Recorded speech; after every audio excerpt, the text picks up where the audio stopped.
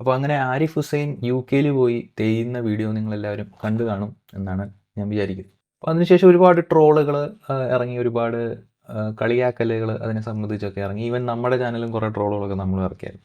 കുറേ പേര് വന്നിട്ട് ആരിഫ് ഹുസൈൻ എക്സ്പോസ് ആയി എന്നൊക്കെ എഴുതുന്നുണ്ട്.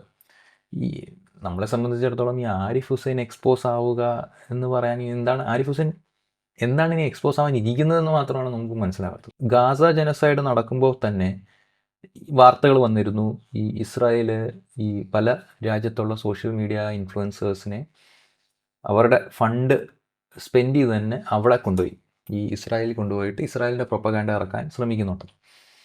അപ്പോൾ അന്ന് കുറേ ഇൻഫ്ലുവൻസേഴ്സ് പോയിരുന്നു, അന്ന് ആരിഫും പോയിരുന്നു. നിങ്ങൾ ഓർക്കുന്നുണ്ടോയെന്ന് അറിയില്ല, ആരിഫും പോയിരുന്നു. എന്നാൽ അന്നേരം നമുക്ക് എല്ലാവർക്കും ഒളിഞ്ഞും തെളിഞ്ഞും മനസ്സിലായ ഒരു കാര്യമാണ് ഇതൊരു ഫണ്ടഡ് പ്രൊപ്പഗാൻഡയാണ് പറയുന്നത്. കാരണം നിരന്തര പണിയായിരുന്നു. ഈ നിങ്ങൾക്ക് ഓർമ്മയുണ്ടോയെന്ന് അറിയില്ല, ഗാസയിൽ പട്ടിണിയാണ് അല്ലെങ്കിൽ ഫാമിൻ ഉണ്ടെന്ന് പറഞ്ഞപ്പോൾ ഒരു കൂളിംഗ് ഗ്ലാസ് വെച്ച് ഗ്രാഫ് വരയ്ക്കാൻ അറിയാത്ത ഒരു ചേച്ചിയെ കൊണ്ടിരുത്തി ഗ്രാഫ് വരയ്ക്കുന്ന ഒരു സംഭവമൊക്കെ, അതായത് ഇത്ര കഷ്ടപ്പാടായിരുന്നു വെളുപ്പിക്കാൻ വേണ്ടി. ഇന്ത്യൻ ജനസൈഡ് വെളുപ്പിക്കാൻ വേണ്ടിയാണ് കേട്ടോ, അതാണ് നല്ല രസം. അപ്പോൾ അങ്ങനെയുള്ള സംഭവങ്ങൾ ചെയ്യുമ്പോൾ തന്നെ നമുക്ക് ഒരു കാര്യം മനസ്സിലായായിരുന്നു, അതായത് ഇതൊരു ഫണ്ടഡ് പ്രോജക്റ്റാണ് ഇവിടെ നടക്കുന്നത്. അപ്പോൾ ആരിഫ് ഹുസൈൻ ഇനി എക്സ്പോസ് ആവാനുണ്ട് എന്നൊന്നും നമ്മൾ കരുതുന്നില്ല. ഈവൻ ഇപ്പോൾ റീസെൻ്റ്ലി കുറേ തെളിവുകൾ വന്നിരുന്നു. ഈ ആരിഫ് ഹുസൈൻ പോയ യാത്ര ഫണ്ട് ചെയ്ത ഓർഗനൈസേഷൻ അവർ തന്നെ പബ്ലിഷ് ചെയ്തായിരുന്നു, അവരുടെ ഫണ്ടിൽ ആയിരുന്നു ആരിഫ് ഹുസൈൻ പോയത്. അതിൻ്റെ ആരിഫ് ഹുസൈൻ അത് കൺഫസ് ചെയ്യുന്ന വീഡിയോ വന്നായിരുന്നു. പണ്ടൊക്കെ ആയിരുന്നെങ്കിൽ നമ്മളും ആരിഫ് സംഘിയാണ് എന്നൊരു സമീപനം എടുത്തിരുന്നില്ലായിരുന്നു. നിങ്ങൾക്ക് ഓർമ്മയുണ്ടെന്നല്ല, ഈവൻ ആരിഫ് ഈ ഒരു നമ്മുടെ ചാനലിൽ ഒരു ലൈവിലും വന്നപ്പോൾ നമ്മളും അങ്ങനെ പറയുന്നുണ്ട്, ആരിഫിനെ ഒന്നും ക്യാൻസൽ ചെയ്യല്ലേ എന്നൊക്കെ പറയുന്ന ഒരു ലൈവൊക്കെ ഉണ്ടായിരുന്നു. കാരണം എന്ന് വെച്ച് കഴിഞ്ഞാൽ അന്ന് നമ്മൾ ഈ ആരിഫ് എന്താണ് എക്സാക്ട്ലി ചെയ്യുന്നതെന്നൊരു കാര്യം നമ്മൾ അത്ര ഫോക്കസ് ചെയ്യുന്നില്ല. ഇയാളെന്തൊക്കെയോ ഒരു മാനവിക യുക്തിവാദ നവോത്ഥാന പ്രവർത്തനത്തിൽ എന്തൊക്കെയോ ഏർപ്പെടുന്നുണ്ട്, അയാൾ എന്തൊക്കെയോ ഒരു അനാവശ്യമായി അറ്റാക്ക് ചെയ്യപ്പെടുന്നു, ഇങ്ങനെയൊക്കെ ഒരു രീതിയായിരുന്നു നമുക്ക് അന്നുണ്ടായിരുന്നത്. അപ്പോൾ അതുകൊണ്ട് നമ്മൾ അങ്ങനെ ഒരു സമീപന രീതി എടുത്തിരുന്നു. പക്ഷേ പോകെ പോകെ ഇയാളുടെ വർക്ക് നമ്മൾ സൂക്ഷിച്ച് നോക്കുമ്പോൾ നമുക്ക് മനസ്സിലാകുന്നത് ഇത് fully Zionist funded and Zionist paid propaganda അതുപോലെ ഇറക്കുകയാണല്ലോ എന്ന്. അന്നുമല്ലാണ്ട് നമ്മളും ഓക്കെ ഇവനൊരു സംഖ്യയാണ്, ഇവനോട് വലിയ കാര്യമൊന്നും നോക്കണ്ട, അന്ന് ഇവനെ വിമർശിച്ച് നമ്മൾ ഒരു വീഡിയോ ഒക്കെ ചെയ്യുമ്പോൾ ആളുകളൊന്നും പറയും അവനെ സംഖ്യയാക്കല്ലേ, നിങ്ങളൊക്കെ പറഞ്ഞ് അവൻ സംഖ്യയായിപ്പോവും, സമൂഹം അവനെ സംഖ്യയാക്കും, അവനൊരു മാന്യനായ ഒരു പുരുഷനാണ് എന്നൊക്കെ പറഞ്ഞുകൊണ്ടുള്ള കുറേ ആരാധക വൃന്ദം ഉണ്ടായിരുന്നു.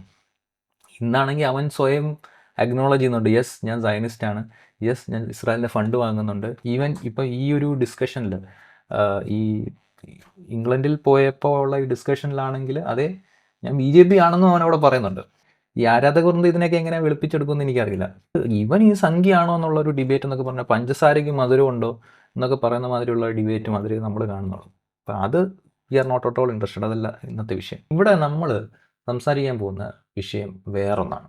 കുറച്ച് നാളുകൾ മുമ്പ്, എനിക്ക് തോന്നുന്നു കഴിഞ്ഞ വർഷമാണെന്ന് തോന്നുന്നു, നമ്മൾ ഒരു വീഡിയോ ചെയ്തിരുന്നു ഡോക്കിൻസ് ബാധ. അപ്പോൾ അതിൽ ഞാനൊരു കാര്യം പറഞ്ഞിരുന്നു, സംഘപരിവാറിൻ്റെ കൂടെ നിന്ന് നമുക്ക് സംഘപരിവാറിൻ്റെ ഐഡിയോളജി പറയണോ അതോ സംഘപരിവാർ മോശമാണ് എന്ന് പറഞ്ഞുകൊണ്ട് സംഘപരിവാറിൻ്റെ ഐഡിയോളജി പറയണമെന്ന് തർക്കേ ഉള്ളൂ ഇവിടെ. ഈ മാനവിക പക്ഷ യുക്തിവാദവും സോർക്രൈറ്റ് നാസ്തികതയും ഇങ്ങനെയൊക്കെ പറയുന്ന പല ഗ്രൂപ്പ് ഉണ്ടെങ്കിൽ ഇവരുടെ തമ്മിലുള്ള തർക്കം ഇത്രയേ ഉള്ളൂ. സംഘികളുടെ കൈ തോളിട്ടിട്ട് നമുക്ക് പറയണോ അതോ സംഘി മോശമാണ് കേട്ടോ എന്ന് പറഞ്ഞിട്ട് ഇതേ കാര്യം നിങ്ങൾ പറയണം. ആ തർക്കമാണ് ഇവിടെ നടക്കുന്നത്.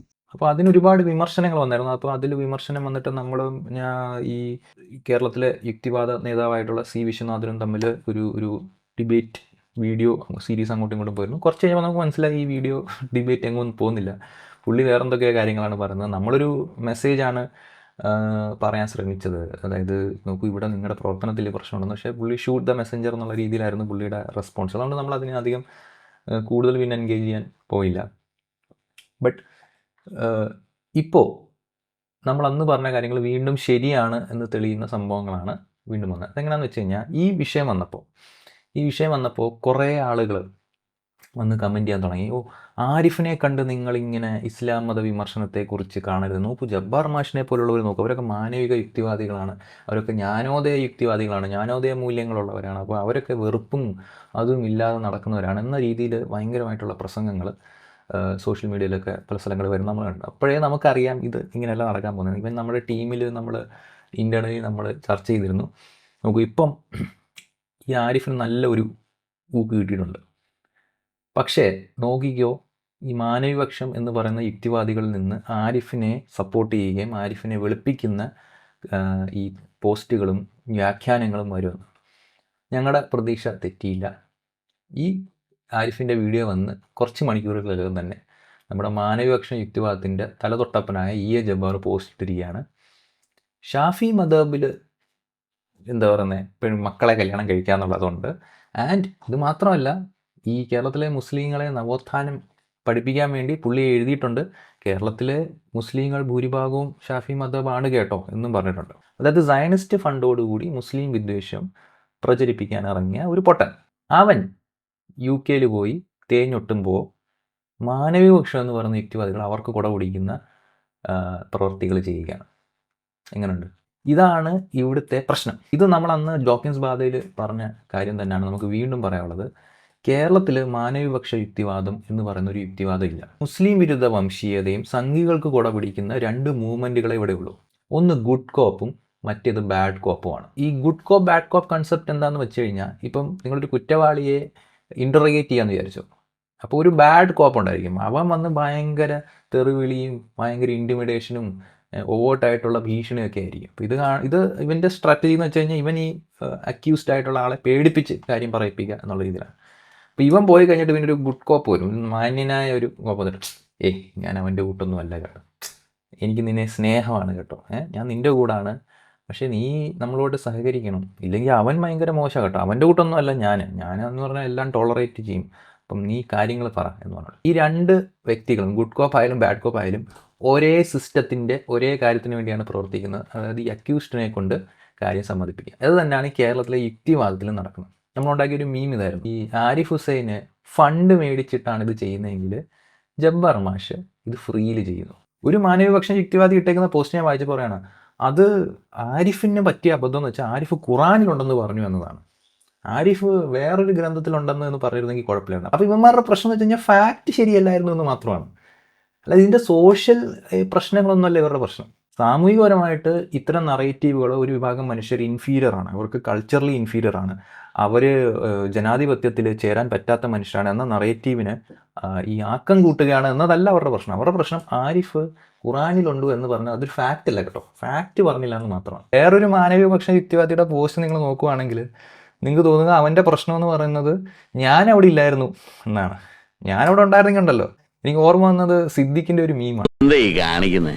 ഇതൊക്കെ നമ്മുടെ കൈ കിട്ടണമായിരുന്നു, അടിച്ച് കാലക്ക് കൈ കൊടുത്തേനെ ഇല്ലടാ.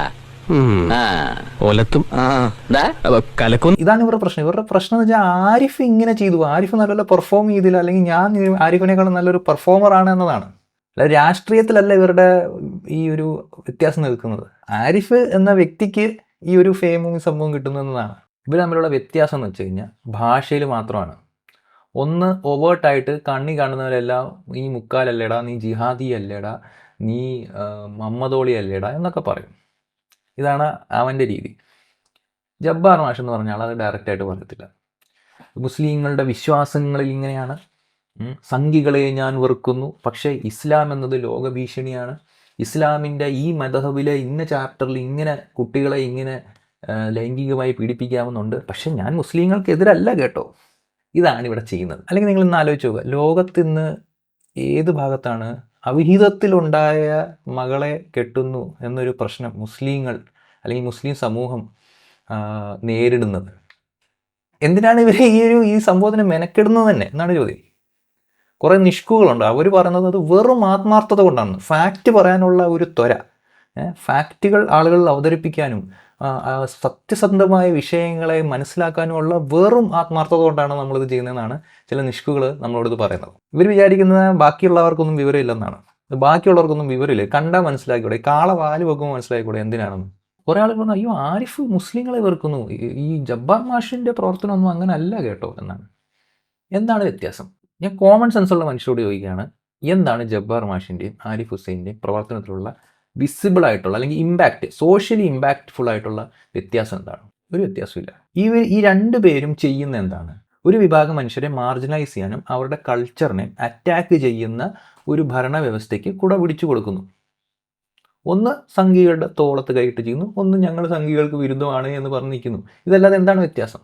ഈ വസ്തുത നമ്മൾ മനസ്സിലാക്കണം. ഈ വസ്തുതയാണ് നമ്മൾ അന്ന് ഡോക്കിൻസ് ബാധ എന്നുള്ള സംഭവത്തിൽ പറഞ്ഞുള്ളത്. കുറേ ആളുകൾ ചോദിക്കും, അയ്യോ അപ്പം ഇസ്ലാമിലെ കുറേ കാര്യങ്ങളെ നമ്മൾ വിമർശിക്കേണ്ടതില്ലേ, ഇസ്ലാമിൽ ഇങ്ങനെയൊക്കെ ഉണ്ടല്ലോ, അങ്ങനെയൊക്കെ ഉണ്ടല്ലോ, ഇസ്ലാമിക ഗ്രന്ഥത്തിൽ അങ്ങനെയൊക്കെ ഉണ്ടല്ലോ, അതൊന്നും നമ്മൾ വിമർശിക്കേണ്ടതില്ലേ എന്ന്. നിങ്ങൾക്ക് ബേസിക് ഒരു കോമൺ സെൻസ് ഉണ്ടെങ്കിൽ നിങ്ങൾക്ക് ഒരു കാര്യം അറിയാം, ഈ മതഗ്രന്ഥങ്ങളെല്ലാം ഉണ്ടായത് ഹിസ്റ്റോറിക്കലാണ്, ചരിത്രപരമായിട്ടുണ്ടായ ഒരു സംഭവമാണ്. ഇനി 200 വർഷം കഴിഞ്ഞാലും ഖുറാനിലുള്ള എന്താണ് എഴുതി വെച്ചേക്കുന്നതെന്ന് മാറാനൊന്നും പോകുന്നില്ല. 200, 300, 400 വർഷം കഴിഞ്ഞാലും ഈ എഴുതി വെച്ചേക്കുന്ന ഗ്രന്ഥങ്ങളൊന്നും മാറത്തൊന്നുമില്ല. ചെറിയ എന്തെങ്കിലുമൊക്കെ അവിടെ ഇവിടെ നിന്നൊക്കെയുള്ള ചിലപ്പോൾ ടെക്സ്റ്റ് നശിച്ചു പോകുമോ, അങ്ങനെ എന്തെങ്കിലുമൊക്കെ നടക്കുമല്ലോ എന്ന് നമുക്കറിയില്ല. പക്ഷേ ആസ് എ ഹോൾ ഈ ഗ്രന്ഥത്തിലുള്ള ഓവറോൾ കോൺസെപ്റ്റുകളൊന്നും ചിലപ്പോൾ മാറത്തില്ല. എന്താണ് മാറുന്നത്?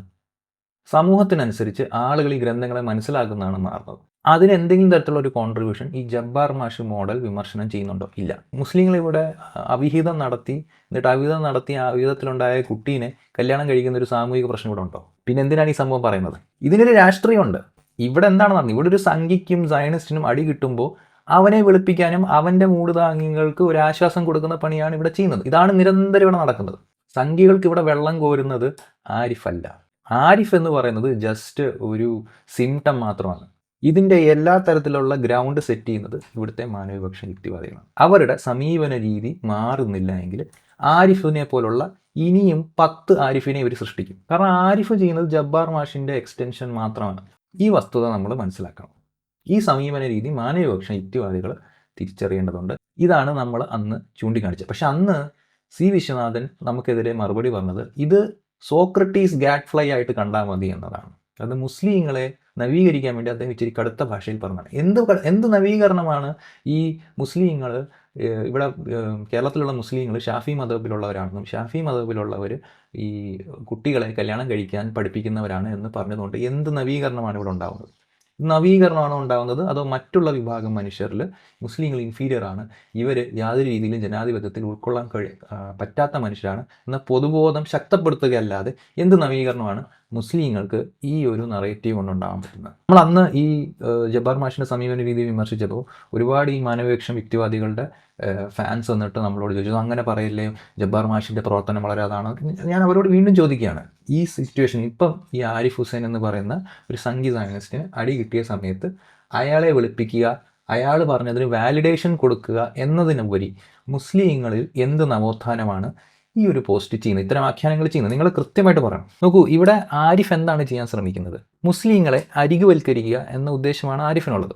മുസ്ലിം സമൂഹത്തെ നികൃഷ്ടമായി കാണണം എന്ന പൊതുബോധം സൃഷ്ടിക്കാൻ വേണ്ടിയാണ് ഖുറാനിൽ ഇങ്ങനെ അമ്മേനെയും അല്ലെങ്കിൽ മക്കളെയൊക്കെ കല്യാണം കഴിക്കാം എന്ന രീതിയിലുള്ള നറേറ്റീവ് ആരിഫ് ഇറക്കുന്നത്. അതാണ് ആരിഫിൻ്റെ ഉദ്ദേശം. അതുകൊണ്ടാണ് അവനത് ഇറക്കുന്നത്. അവൻ ചിലപ്പം ഖുറാൻ എന്നോ ഫത്തുൽ മൊയിൻ എന്നോ എന്തെങ്കിലും അവൻ്റെ വായിൽ വന്ന എന്തെങ്കിലും സംഭവം അവൻ ഡസൻ കെയർ. അവൻ്റെ വായിൽ എന്ത് വരുന്നു എന്ന് പോലും അവൻ കെയർ ചെയ്യുന്നില്ല. എവിടെയോ ഉണ്ട് എന്നതാണ് അവൻ ഉദ്ദേശിക്കുന്നത്. അപ്പോൾ ഇവിടുത്തെ മാനവപക്ഷ യുക്തിവാദികൾ എന്ത് ചെയ്യുന്നത്? അത് ഖുറാനിലല്ല കേട്ടോ, അത് ഫത്തുൽ മൊയിനിലാണ് എന്ന് പറഞ്ഞൊരു നറേറ്റീവാണ് ഇറക്കുന്നത്. അപ്പോൾ ഈ നറേറ്റീവ് എന്തിനായിരിക്കും ഉപയോഗിക്കപ്പെടുന്നത്? ആരിഫ് എന്താണോ ഉദ്ദേശിക്കുന്നത് അത് തന്നെയല്ലേ ഈ നറേറ്റീവും ചെയ്യുന്നത്. ഖുറാനിലില്ല, ഫത്തുൽ മൊയിനിലുണ്ട് എന്ന് പറയുമ്പോഴത്തേക്കിനും ഒരാൾ സംഘിയും മറ്റൊരാൾ മാനവപക്ഷമാവുന്നത് എങ്ങനെയാണ്? എനിക്ക് മനസ്സിലാവുന്നില്ല. ഖുറാനിലല്ല ഫത്തുൽ മൊയിനിലുണ്ട് എന്ന് പറയുമ്പോഴത്തേക്കിനും മുസ്ലിങ്ങൾ പ്രോഗ്രസീവ് ആവുകയും ഖുറാനിലാണ് എന്ന് പറയുമ്പോഴത്തേക്കും മുസ്ലിങ്ങൾ അരിവൽക്കരിക്കുകയും ചെയ്യും. അങ്ങനെ ഡിഫറൻ്റ് ആയിട്ട് ഈ രണ്ട് നറേറ്റീവ്സ് വർക്ക് ചെയ്യുമോ? ഇല്ലല്ലോ. പൊതുസമൂഹം എടുക്കാൻ പോകുന്നത് ഇസ്ലാം മതത്തിൽ ഇതാണ് എന്നതാണ്. പൊതുസമൂഹം ഡസൻറ്റ് കെയർ ഖുറാനിലാണോ ഫത്തുൽ മൊയിനിലാണോ, ദേ ഡോണ്ട് കെയർ ഹദീസിലാണോ അതോ വേറെ എന്തെങ്കിലും ബുക്കിലാണോ കിടക്കുന്നത്. All they care about is whether Muslim culture is inferior. അവരെ ഇത്തരം നറേറ്റീവുകൾ വെച്ചിട്ട് അരികുവൽക്കരിക്കാനോ അല്ലെങ്കിൽ മാർജിനലൈസ് ചെയ്യാൻ പറ്റുമോ എന്ന് മാത്രമേ നോക്കുന്നുള്ളൂ. ആരിഫും അതിന് മുൻകൈ എടുക്കുന്നു, നിങ്ങൾ അതിന് കുറച്ചും കൂടെ ക്ലാരിഫിക്കേഷൻ കൊടുക്കുകയാണ്. എന്നിട്ട് നിങ്ങൾ പറയുകയാണ് ഞാൻ ഫാക്റ്റ് മാത്രമേ പറയുന്നുള്ളൂ. No, you are indirectly contributing towards it. വലതുപക്ഷത്തിൻ്റെ ഉദ്ദേശം എന്ന് പറയുന്നത് മുസ്ലിങ്ങൾ വിശ്വസിക്കുന്ന മതം വളരെ ഇൻഫീരിയർ ആണെന്നും അവരെ നമ്മൾ നികൃഷ്ടമായി കാണണം എന്നതാണ്. ആ നറേറ്റീവുകൾ വെച്ചിട്ട് അവർക്ക് പൊതു സംവിധാനങ്ങളും പൊതു അവസരങ്ങളും നിഷേധിക്കേണ്ടതുണ്ട് എന്നതാണ് അവരുടെ ഉദ്ദേശം. അല്ലെങ്കിൽ അവർ ഇത്തരം നറേറ്റീവുകൾ വെച്ചിട്ട് അവർ എന്തെങ്കിലും തരത്തിലുള്ള ഫോഴ്സോ അല്ലെങ്കിൽ വയലൻസോ കൊണ്ടുവരുമ്പോൾ അവരിങ്ങനത്തെ മനുഷ്യരല്ലേ, ഇവരൊരു നോർമൽ നമ്മുടെ അത്രയും ഈക്വാലിറ്റി അർഹിക്കാത്ത മനുഷ്യരല്ലേ എന്ന് പൊതുബോധം സൃഷ്ടിക്കുക എന്നാണ്. അതിനുവേണ്ടിയാണ് ആരിഫ് പണിയെടുക്കുന്നത്. അതിനുവേണ്ടിയാണ് അവൻ ഖുറാനിലുണ്ട്, തേങ്ങയുണ്ട്, മാങ്ങയിലുണ്ടെന്നൊക്കെ പറയുന്നത്. ആ നറേറ്റീവിന് കുടപിടിക്കുകയാണ് ഇവിടെ ഇ എ ജബ്ബാർ ചെയ്യുന്നത്. ഇ എ ജബ്ബാറിൻ്റെ പോസ്റ്റിൽ ഇ എ ജബ്ബാർ പറയുന്നത് കേരളത്തിലുള്ള ഷാഫി മദഹബിലുള്ള ഒരു പഠിത്തമാണിത്. കേരളത്തിലെ ഷാഫി മദ്ഹബിൽ ഇങ്ങനെയുള്ളൊരു ടീച്ചിങ് ഉണ്ട്.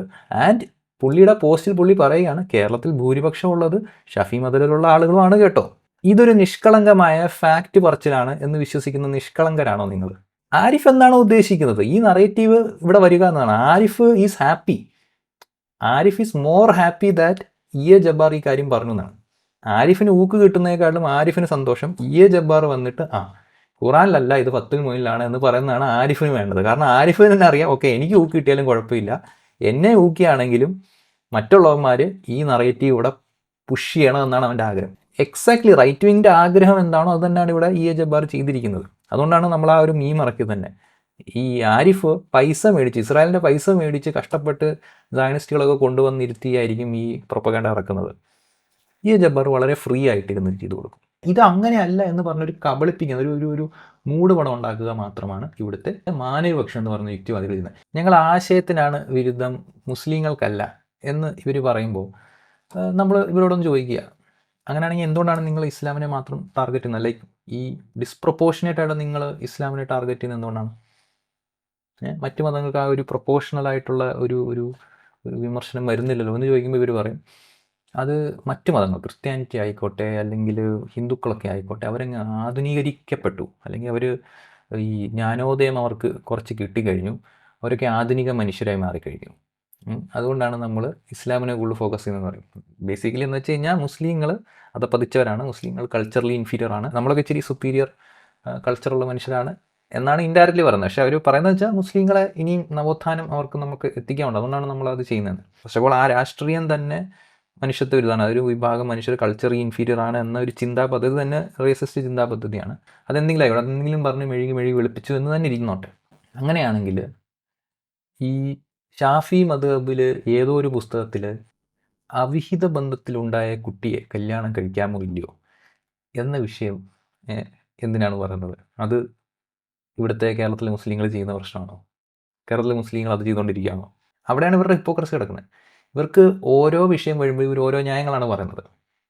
ഈ വിഷയം എന്തിനു പറഞ്ഞു എന്ന് പറയുമ്പോൾ അവർ പറയും അത് ഞങ്ങൾ മനുഷ്യർക്കെതിരല്ല, ഞങ്ങൾ ആശയത്തിനാണ് എതിരെ എന്ന് പറയും. അങ്ങനെയാണെങ്കിൽ ഒരു ആശയത്തിന് മാത്രം എന്തുകൊണ്ടാണ് നിങ്ങൾ ഇത്ര ഒരു ഡിസ്പ്രൊപ്പോർഷനേറ്റ് ആയിട്ടുള്ള ഫോക്കസ് കൊടുക്കുന്നതെന്ന് പറയുമ്പോൾ അത് ആ ആശയം വിശ്വസിക്കുന്ന മനുഷ്യരാണ് മുസ്ലിങ്ങൾ. മുസ്ലിങ്ങൾ ഇൻഫീരിയറാണ്, മുസ്ലിങ്ങൾ അതപ്പതിച്ചിരിക്കുകയാണ്, മുസ്ലിങ്ങൾ പുരോഗമിച്ചിട്ടില്ല, അവരെ പുരോഗമിപ്പിക്കാനാണെന്നും പറയും. ഇവിടെ എന്താ മുസ്ലിങ്ങൾ ഇവിടെ അവിഹിതം ചെയ്യുകയും അവിഹിതം ചെയ്തിട്ട് അവിടെയുള്ള മക്കളെ കല്യാണം കഴിക്കുന്ന സാമൂഹിക പ്രശ്നമുണ്ടോ?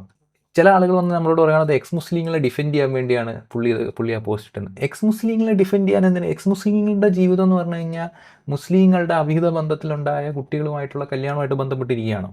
I cannot understand. Like somebody please explain. എന്താണ് ഇവരുടെ മനസ്സിൽ പോകുന്ന ചിന്തകൾ? ഈ പ്രശ്നം നമ്മൾ കേരളത്തിലെ മാനവ യുക്തിവാദി പക്ഷത്തിൻ്റെ സമീപ രീതിയിൽ കാണിക്കുമ്പോൾ അപ്പോഴെല്ലാം നമുക്ക് കിട്ടുന്ന മറുപടി എന്ന് പറഞ്ഞാൽ ഞങ്ങൾ അങ്ങനെയൊന്നുമല്ല, ഞങ്ങൾ വംശീയത ഒന്നുമല്ല പറഞ്ഞത്, ഞങ്ങൾ പെരിയാറിൻ്റെ യുക്തിവാദമാണ് സമീപിക്കുന്നത്, അല്ലെങ്കിൽ സഹോദരൻ അയ്യപ്പൻ്റെ യുക്തിവാദം. സഹോദരൻ അയ്യപ്പൻ ഇതാണോ ചെയ്തിരുന്നത്? സഹോദരൻ അയ്യപ്പൻ കേരളത്തിലെ മുസ്ലിങ്ങൾ ഷാഫി മദ്ഹബിലുള്ളവരാണെന്നും ഷാഫി മദ്ഹബിൽ ഇങ്ങനെ മുസ്ലിങ്ങൾക്ക് വേണമെങ്കിൽ സ്വന്തം ബീജത്തിലുണ്ടായ കുട്ടിയെ കല്യാണം കഴിക്കാമെന്ന് പഠിപ്പിക്കുന്നുണ്ട് എന്നാണോ ഈ സഹോദരൻ അയ്യപ്പൻ ചെയ്തിരുന്നത്? ഇതാരെ പറ്റിക്കാനാണ് ചെയ്യുന്നത്? എനിക്കും എൻ്റെ സുഹൃത്തിനും യാതൊരു തെറ്റും പറ്റുന്നില്ല എന്ന ഒരു ന്യായീകരണം മാത്രമായിരുന്നു അന്ന് CVN നമുക്ക് തന്നത്. അതുകൊണ്ട് തന്നെയാണ് നമ്മൾ അന്ന് ആ ഡിബേറ്റ് മുമ്പോട്ട് കൊണ്ടുപോകാനിരുന്നത്. പക്ഷേ ഇപ്പോൾ ഈ സാഹചര്യം വരുമ്പോൾ വീണ്ടും അത് തെളിഞ്ഞ് വരുന്നു. അപ്പോൾ അതുകൊണ്ടാണ് നമ്മൾ ഈ വീഡിയോ ഇത് ഒന്നുകൂടെ ഊട്ടിയുറപ്പിക്കാൻ പറയുകയാണ്. കേരളത്തിൽ മാനവപക്ഷം എന്ന് പറയുന്ന യുക്തിവാദികൾ ഫാഷിസത്തിൻ്റെ ഗുഡ് കോപ്പുകളാണ്. സവർക്രൈറ്റ് നാസ്തികരായിട്ടുള്ള നോൺസെൻസുകാർ ഫാഷിസത്തിൻ്റെ ബാഡ് കോപ്പുകളാണ്. ഈ വസ്തുത നമ്മൾ തിരിച്ചറിയും. ഇവരുടെ ഈ സമീപന രീതി മാറാതെ സമൂഹത്തിൽ യാതൊരു രീതിയിലുള്ള പുരോഗമനം ഉണ്ടാകത്തില്ല. നിങ്ങൾ എത്ര യോഗയെക്കുറിച്ച് പറഞ്ഞാലും എത്ര ആയുർവേദത്തെക്കുറിച്ച് പറഞ്ഞാലും അൾട്ടിമേറ്റ്ലി ഒരു കമ്മ്യൂണിറ്റിയെ മാർജിനലൈസ് ചെയ്യുന്ന നറേറ്റീവിടെ കൂടെയാണ് ഈ രണ്ടുപേരും കൂടെ പിടിക്കുന്നത്. അല്ലെങ്കിൽ നിങ്ങൾ നോക്കുക, സമൂഹത്തിൽ എന്തൊക്കെ പ്രശ്നങ്ങളുണ്ടായിട്ടുണ്ട്. തൊഴിൽ നിയമങ്ങൾ വന്നിട്ടുണ്ട്, ഇവിടെ ഒരുപാട് ആളുകളെ പിരിച്ചുവിടുന്ന പ്രശ്നങ്ങൾ. ഇത് യുക്തിവാദികളെയും നാസ്തികരെയും എല്ലാവരും കൂടെയാണ് പിരിച്ചുവിടുന്നത് കേട്ടോ. ഇവിടെ ലോകത്ത് ഇമ്പീരിയൽ ഇൻ്റർവെൻഷൻസ് നടക്കുന്നുണ്ട്. റിസോഴ്സസ് കൺട്രോൾ ചെയ്യാൻ വേണ്ടി മറ്റ് രാജ്യങ്ങളെ, പ്രത്യേകിച്ച് അറബ് പ്രദേശത്തുള്ള രാജ്യങ്ങളെല്ലാം എക്കണോമിക് പവറും മിലിറ്ററി പവറും വെച്ചിട്ട് സബ്ജുഗേറ്റ് ചെയ്യുന്ന ഒരു പ്രതിഭാസത്തിലാണ് നമ്മൾ ജീവിക്കുന്നത്. അതിനെതിരെ നിങ്ങൾ ഈ മാനവപക്ഷം യുക്തിവാദികൾ എന്ന് പറയുന്നവരിൽ നിന്ന് എന്തെങ്കിലും തരത്തിലുള്ള റെസ്പോൺസ് കണ്ടിട്ടുണ്ടോ? ഇല്ല. സോറി കേട്ടോ, ജബ്ബാർ മാഷ് പറഞ്ഞിട്ടുണ്ട്. ജബ്ബാർ മാഷ് ഇറാൻ യുദ്ധത്തെക്കുറിച്ച് സംസാരിച്ചോട്ടെ. എന്താണെന്നറിയോ? ഇന്നിപ്പോൾ ഞാൻ ഈ ക്ലാസ് എടുക്കുമ്പോൾ യുദ്ധം നടക്കുകയാണ്. എന്താണ് യുദ്ധത്തിന്റെ അടിസ്ഥാന കാരണം? എന്തുകൊണ്ടാണ് ഇസ്രായേൽ, എന്തുകൊണ്ടാണ് ഇറാൻ, എന്തുകൊണ്ടാണ് ഇവർ തമ്മിൽ അടി? എന്തുകൊണ്ടാണ് ഇറാൻ സൗദി അറേബ്യയിലേക്കും UAE-യിലേക്കും ഒക്കെ മിസൈൽ വിടുന്നത്? അത് സുന്നി ഷിയ ഇവരുടെ ഇടയിലുള്ള അടിയുടെ ഒരു ഭാഗമാണ്. ഈ ജൂതവിരോധമാണ് ഇസ്രായേലിനോടുള്ള വിരോധത്തിന്റെ കാരണം. ഇസ്രായേൽ എന്ന് പറയുന്ന ഒരു ചെറിയ രാജ്യം അവിടെ സമാധാനപരമായി ജീവിക്കാൻ ആഗ്രഹിക്കുന്ന, പക്ഷേ ഒരിക്കലും അവരവിടെ അംഗീകരിച്ചു കൊടുക്കില്ല എന്നും ജീവിക്കാൻ അനുവദിക്കില്ല എന്നുള്ള ശാഠ്യം ആദ്യം മുതലേ എടുത്തത് ഈ മുസ്ലിം രാജ്യങ്ങളും മുസ്ലിം സമൂഹമാണ്. പിന്നീട് ഇസ്രായേൽ ശക്തി പ്രാപിച്ച് അവരെ നേരിട്ട് എതിർക്കാൻ കഴിയില്ല എന്ന് വന്നപ്പോൾ കുറെ പേര് കാലുമാറി. അങ്ങനെ ഇവർ തമ്മിൽ അതിന്റെ പേരിൽ അടിയായി. ഇതിനൊക്കെ അടിസ്ഥാനം മനുഷ്യരെ തമ്മിൽ അടുപ്പിക്കുന്നതിന്, എല്ലാ മനുഷ്യരും നിങ്ങൾ ഏത് വിശ്വാസമാവട്ടെ ഏത് ആചാരമാവട്ടെ നിങ്ങൾ എല്ലാവരും സമാധാനത്തോടെ ഓരോ രാജ്യത്ത് ജീവിച്ചോളൂ എന്ന് പറഞ്ഞു കൊടുക്കുന്നതിന് പകരം വംശീയമായ വിദ്വേഷം കുത്തിവെക്കുന്ന ഏർപ്പാടാണ് ഒരു ദൈവത്തിന്റെ പേരിൽ, വേദഗ്രന്ഥം എന്ന പേരിൽ എഴുതി വെച്ചിട്ടുള്ളത്. ഇത് എങ്ങനെയുണ്ട്? ഇതാണ് ഇവരുടെ പ്രശ്നം.